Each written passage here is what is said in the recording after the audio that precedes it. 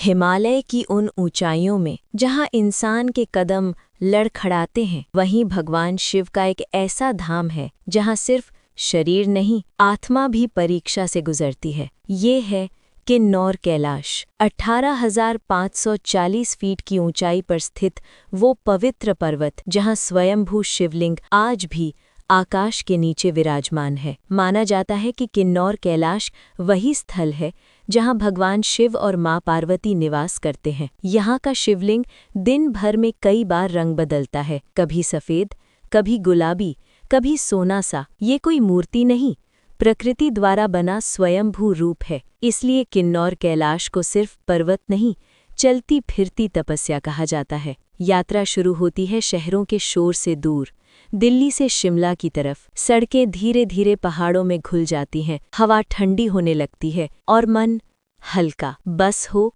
Car हो या Volvo, ये सफ़र सिर्फ डिस्टेंस का नहीं, धीरे धीरे अंदर के बोझ को छोड़ने का है। रात का विश्राम शिमला में। कल से असली हिमालय आपका इंतजार कर रहा है। अगला कदम और गहरा हिमालय। शिमला से सराहन का रास्ता सिर्फ पहाड़ों का नहीं, श्रद्धा का भी है। यहीं विराजमान है माँ भीमा काली, जिनके दर्शन के बिना किन्नौर की यात्रा अधूरी मानी जाती है। मंदिर की शांति, घंटी की आवाज़ और पहाड़ों की निश्शब्दता, यहीं रात गुजारी जाती है।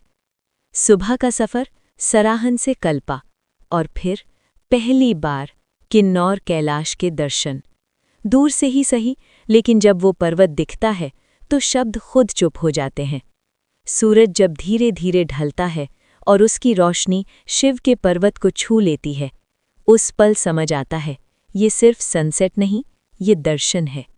रात कल्पा या रोगी में। अब आती है सबसे कठिन पर सबसे पवित्र परीक्षा, किन्नौर कैलाश परिक्रमा। हर किसी के लिए नहीं।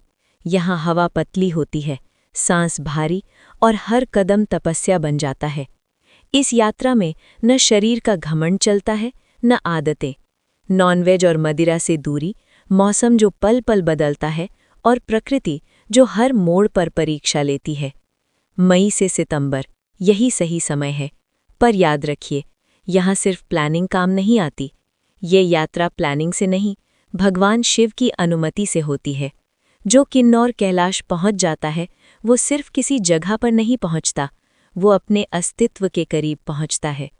ओम नमः शिवाय।